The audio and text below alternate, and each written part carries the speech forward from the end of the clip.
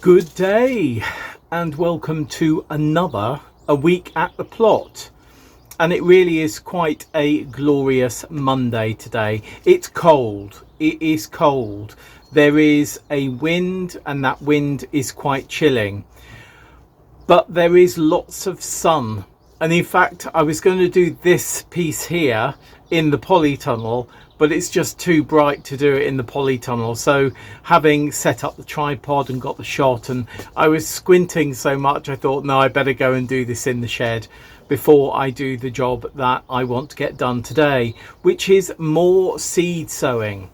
So was it the week before last we sowed the Portuguese cabbage, which are now coming on quite nicely as seedlings. They're about 1 centimetre high, something like that. I think I had a look at those in last week's A Week at the Plot. Today I'm going to be sowing some Groninger Brussels sprouts and some Dazzling blue kale, which we grew for the first time last year, and I've decided that this year, instead of us growing Nero di Toscana, we're just going to grow this Dazzling blue kale. I mean, I just loved it. I loved the colour of it, I loved the taste of it, and actually I found the leaves really quite easy to use. Nero di Toscana I still love, but when you have got restricted amount of space, which even though we've got a full-size plot, we still are restricted in the space that we have, I think it's good to rationalize what you are sowing and growing. So instead of growing lots of different types of brassicas this year, I'm going to grow, I think it's 2 fewer varieties than last year, and that's the Portuguese cabbage, Groninger Brussels sprouts and Dazzling blue kale.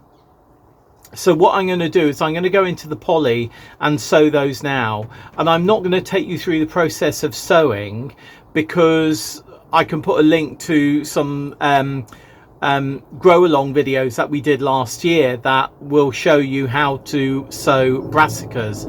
But what I do want to show you is the medium that I'm going to be sowing into, which is the organic green compost that we got from Equigrow a couple of weeks ago.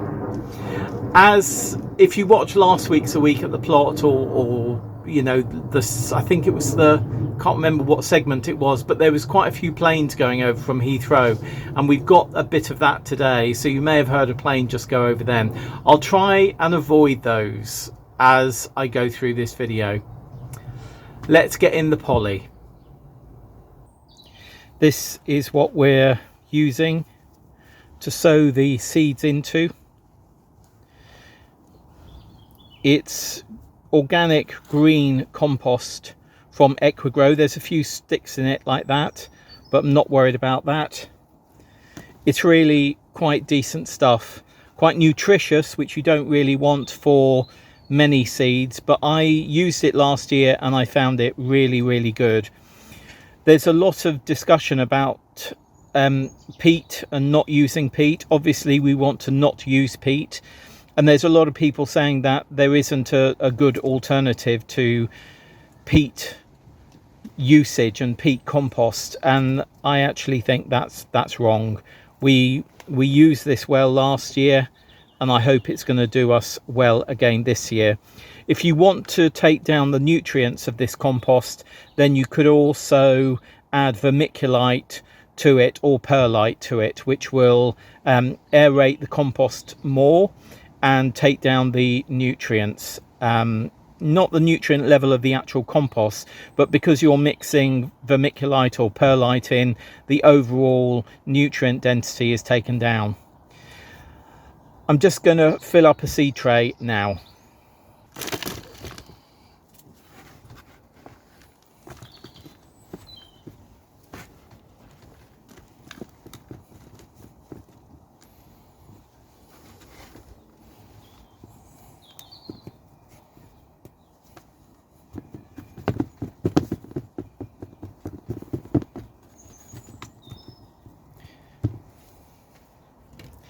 So I've labelled this tray up now. Brussels sprouts.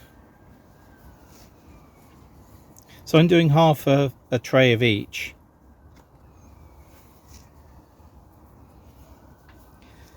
This is Brussels sprout seed that Vivi gave me many years ago. So I'm going to be passing some of these over to her. And then just shaking out Dazzling blue kale, which germinated really well last year. So I think I've mostly sown, I think there's mostly about 30 Dazzling blue kale there, and maybe 20 of the Groninger Brussels sprouts. Popping my glove on.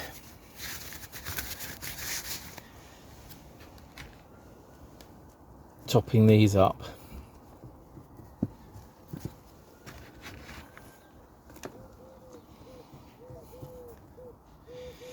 Lift those up a bit. That's a bit compact bit there. Put that back in. Right. Tamp them down just with my fingers. You can use a tamping block or another seed tray if you wish. Lift the what's out so that we know what's there. So this is Brussels sprouts and this is Dazzling blue kale.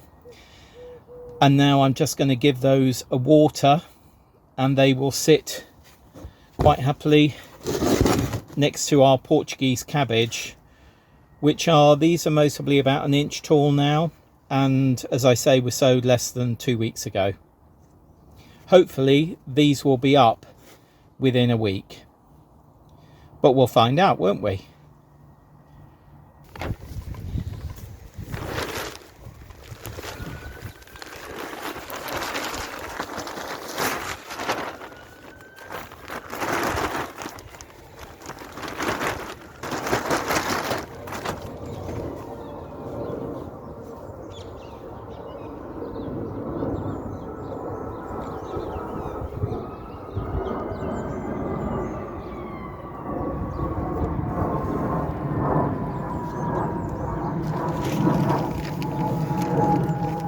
I realised when I was in the polytunnel that there was half a bag of compost from last year in there, and it was quite wet, and because the compost had lain quite undisturbed, there were quite a few worms in it. So I've put that onto the raised bed where we're going to be planting our colleen and potatoes in a few weeks' time.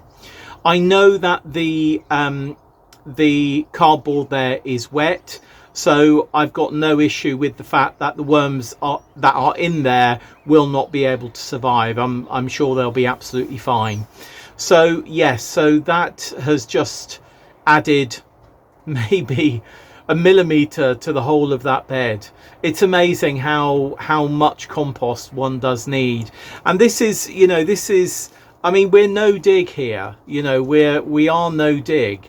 I do get the fork out, and I do fork out perennial weeds because I'm getting to no dig in the way that I think it's best to get to no dig. Another person that I know, they're totally no dig, and their bed is just completely full of bindweed. And I did say to them a couple of weeks ago, you know, I really would get your fork in there and get as much of that bindweed out and as much of the bindweed root as you can possibly get out, and as deep as possible. And they did say to me, no, I'm doing no dig, and that's fine. That's absolutely fine. I've given my advice, and it's up to individuals to do what they wish, obviously. And I do wish them well. Fortunately, they're not on this site; they're on another allotment site, so I won't see that that plot too regularly and look at it and think, oh, there's an awful lot of bindweed there. I mean, those are, you know, bindweed, and on this plot particularly, this side of our plot, sancfoil, and and also couch grass. I mean, they're just they're the bane of us growers' lives, really. And I know that you can go no dig and cover it in block out all light for 2 years, and you know, all of that. But I still find that the deep perennial weeds do come back. So I'd rather get them out as much as I can, prepare the soil as much as I can, and then get to my way of doing no dig. I've said it before, like making a Victoria sandwich. You know, we all know what a Victoria sandwich looks like, or at least I hope we do, and tastes like. I certainly know what they taste like. You know, sponge with jam and cream filling. Oh, absolutely delicious. Some people do it as an all-in-one mix. Some people, you know, cream the butter and sugar and add the eggs and then a bit of flour and then some egg and then some flour, and then other people you know, do it in different ways. You know, bung all the eggs in after it's been creamed. It doesn't matter if it curdles a bit, and then put the flour in and then do that. We've all got our own ways of doing things. At the end of the day, that cake is still going to be a Victoria sandwich, and at the end of the day, here we are still a no dig allotment. Gosh, I went off at a tangent then, didn't I? I didn't expect to do that. What I was going to talk about today is something that Izzy brought up, because one of our subscribers is moving house, and as you know, we're in the situation where we expect to be moving house in the next the next 6 months, year, certainly the next 18 months.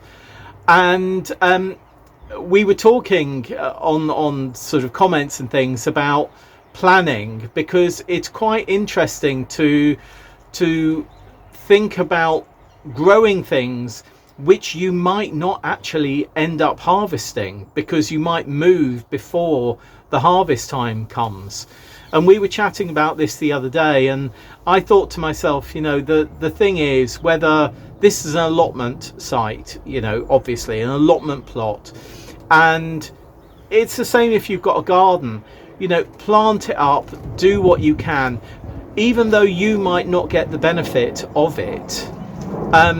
Somebody else will get the benefit. Now, that's okay if we're talking about things like brassicas and carrots and parsnips and potatoes and that type of thing. I do know it's quite different when it comes to flowers and longer structures like gooseberries and blackcurrants and raspberries and that type of thing.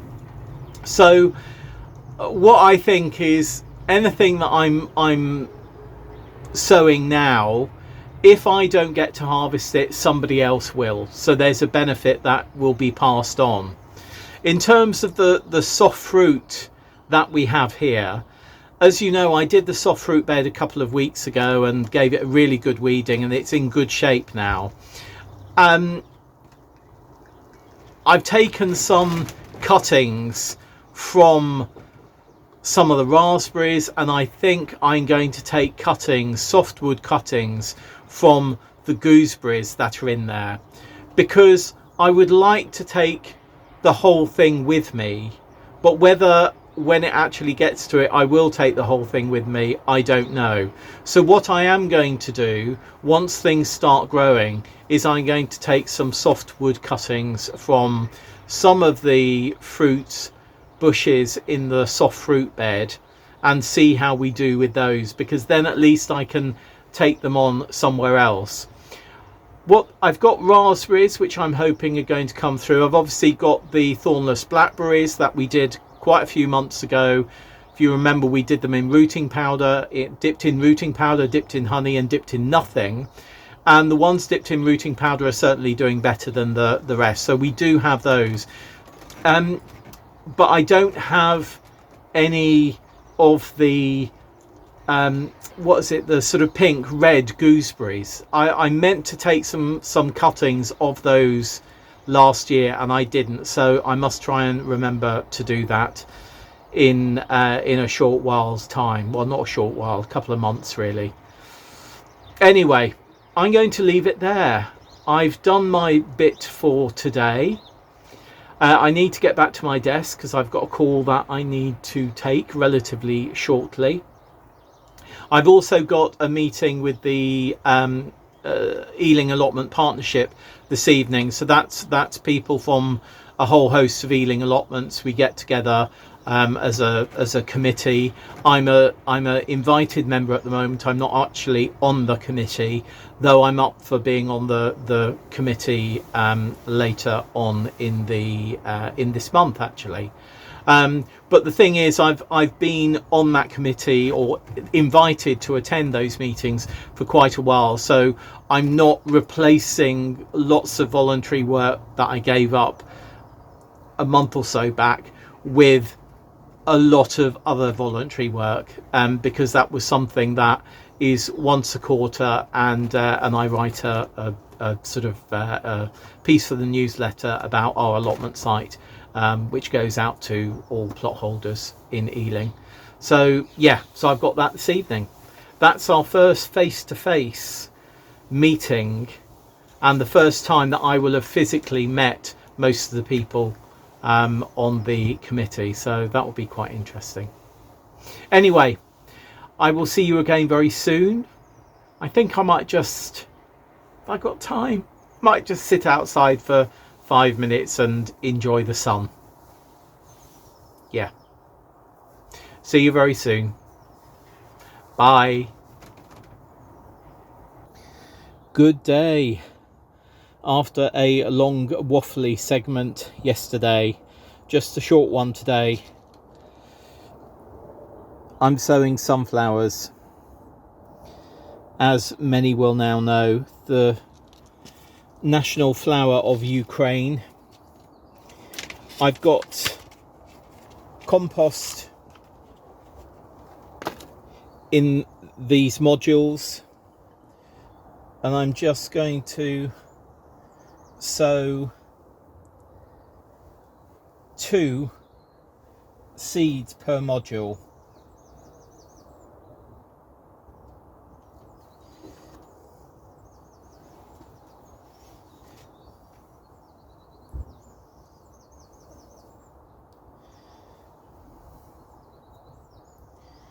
Or maybe even less. Oh no, I've got 15. Exactly 15. So that's one lot. That was torch yellow. These are dwarf sunflowers, and this next lot is an assortment. So again, just one going in a couple of inches, or they will be a couple of inches by the time we're sorted with them.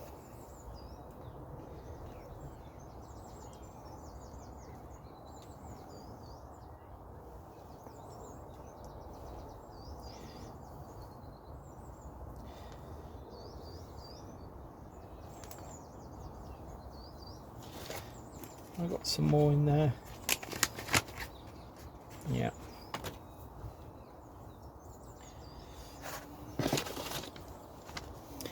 Okay. Put my glove on.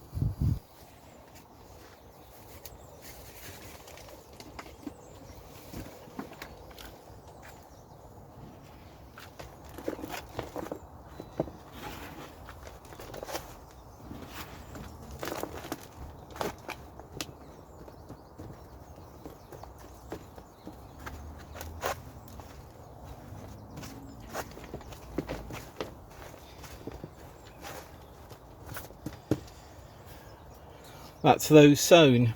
I'm just going to move this over there and take out the compost from in here though, because I like to keep the trays, the bottom of the trays, nice and clear of compost.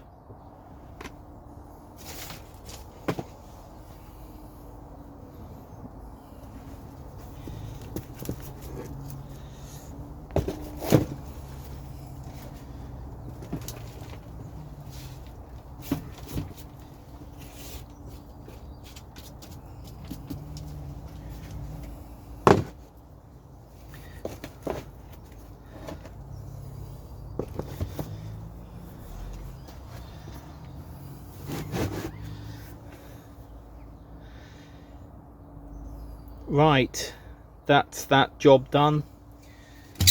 as the poly still gets a bit cool at night. In fact, we'll talk about polys and poly temperatures another time. I'm going to pop that on. Fingers crossed for these sunflowers and all they represent. Good day. I'm at Vanessa's. Glorious but breezy day. Lovely sun. This is where the heritage orchard is being planted up, and we're putting in deer netting around the edges. It's partly netted anyway. This is the area where the first planting of heritage fruit trees is going to go. Going to be using inner tube tyres to tie up the trees to these hazel posts, which have been made up by a friend of Vanessa. You can see they've got pointed ends. So there's going to be 2 per tree.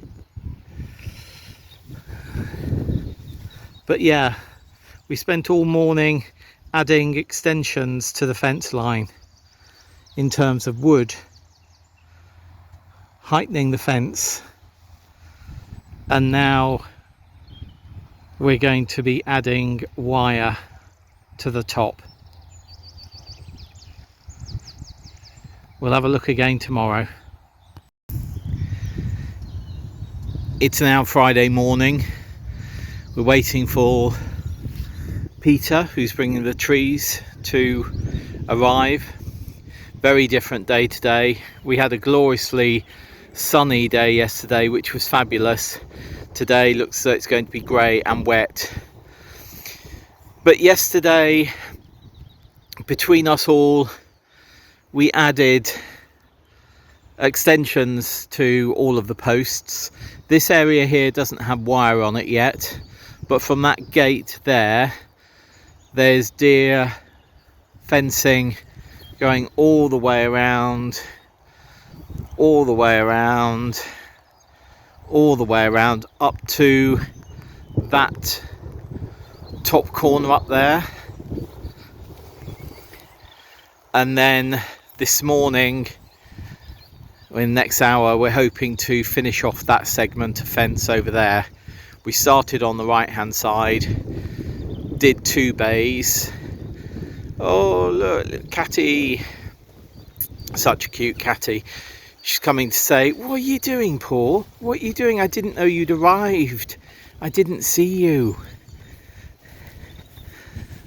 Oh, and can you see above there's a red kite? You okay? You okay? What are you doing there? What are you doing? Are you having a stretch? She's having a stretch. Oh, she says, I don't want playing with. I don't want to be filmed. I don't want to be filmed. I'll show you my bottom instead. Show you my bottom instead. Oh, he's so cutie. So cutie. And this area of fencing or netting here needs to be put up as well. It's put up to this frame here. You can see the netting, but it needs to go up to here. Look, I didn't think you wanted petting.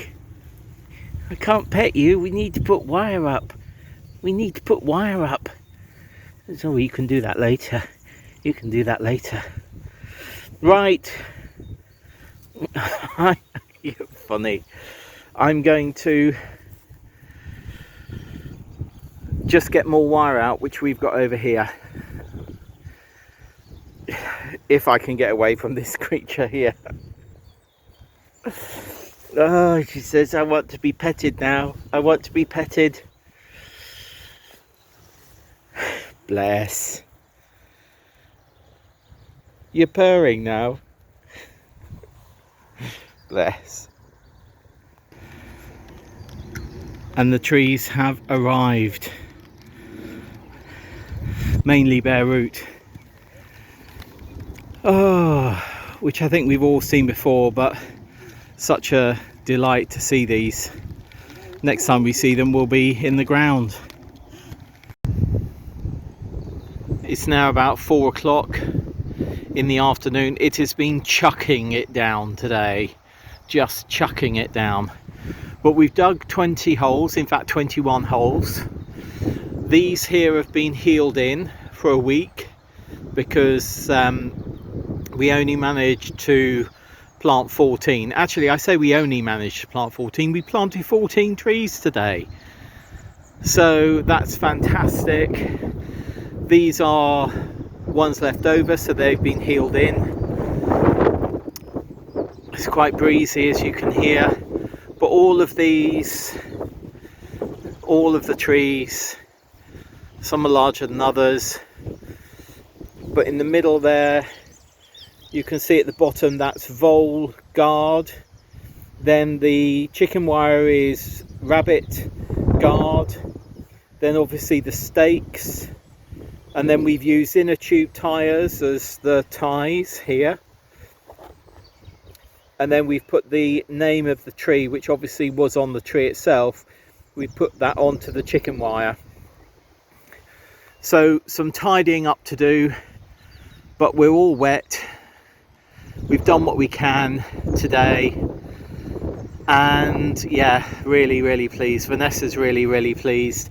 So over here, this is where those other 6 are going to be planted. So these 6 here will be planted in this area here, and then next year we'll do some more planting over there. So in 2 days, glorious day yesterday of sunshine, we got the deer netting up, and then torrential rain at points today. We've got we've got 14 apple trees in, which is fantastic, and we've grouped all the early flowering ones together and the later flowering ones together so that they cross-pollinate. Right, I'm sorry it's been a wobbly video today, but yeah, so pleased. Right, now to say goodbye to Peter May and Vanessa. See you soon. I'll say goodbye to you as well. Bye. Good day. It is Saturday afternoon, and I have done the editing so far of the segments of A Week at the Plot that we've already had, and I know we're already at 20 minutes or longer. So this is going to be, I think, the last segment for this week's A Week at the Plot, and not too long either. But just looking back to the last few days of working with Vanessa and working at the For Earth's Sake growing space and therapy garden, the growing space and garden that we are developing over the coming years.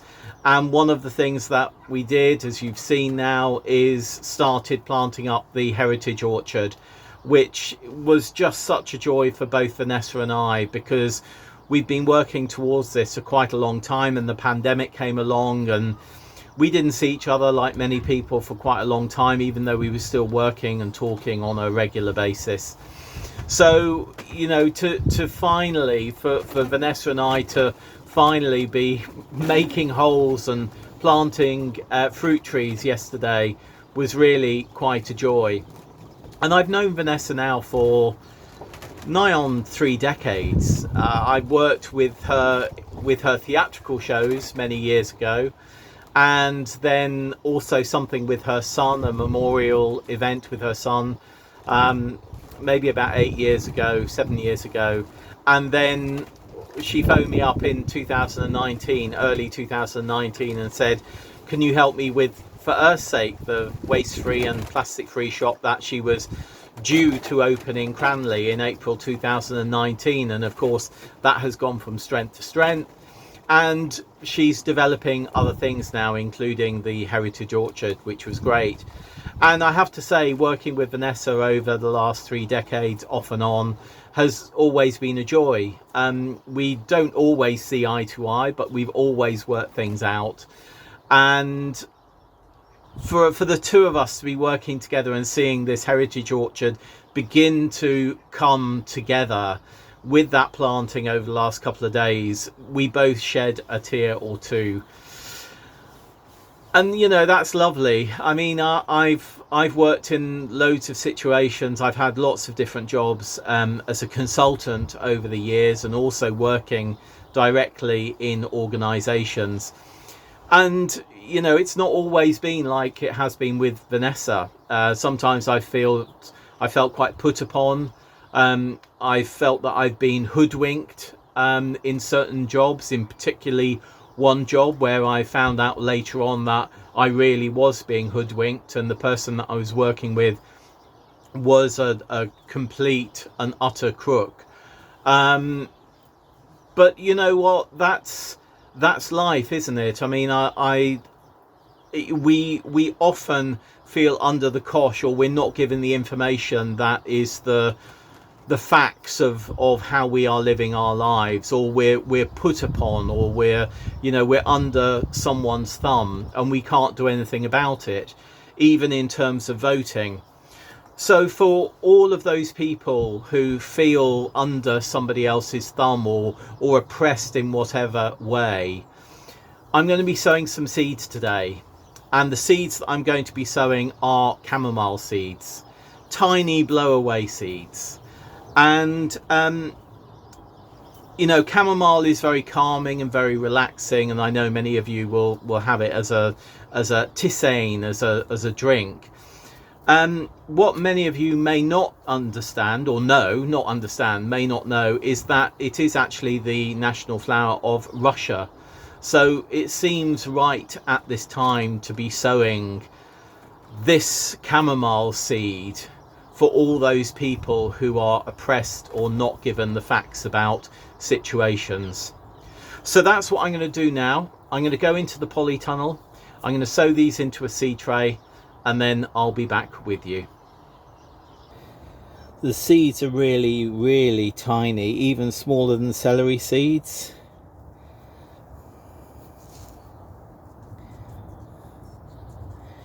I haven't smoothed down or tamped down the surface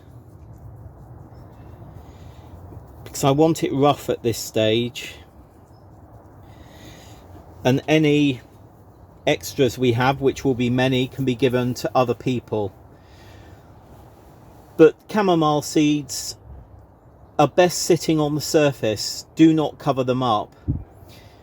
So what I'm doing is I'm just tamping them down with my fingers so that the seeds are really in contact and sitting in rather than under the top layer of soil.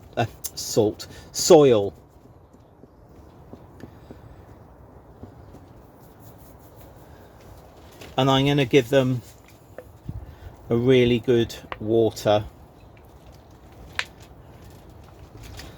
So yeah, as I say, chamomile seeds, like celery, like to see the light. They like to sit on top of the soil. So make sure you don't actually cover them up when sowing them. That's them watered. And now I'm going to sit these chamomile sown chamomile seeds rather, next to the sown sunflower seeds that we did earlier in the week.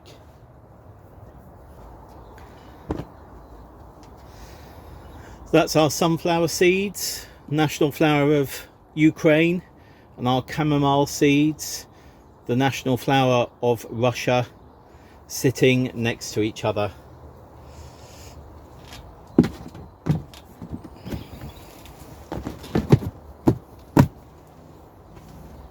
So yes, I'm going to leave it there for this week's A Week at the Plot. Quite a busy week, not always on the plot. I mean, the last 2 days at the For Earth's Sake Heritage Orchard have been really quite exhausting. But that's fine. That's fine. I think next week is going to be a quieter week. And I'm glad to have got those seeds sown, the sunflower seed and the chamomile seeds. And let's see how they grow together over the coming days, weeks, months, and potentially in certain representations, years. See you very soon. Bye.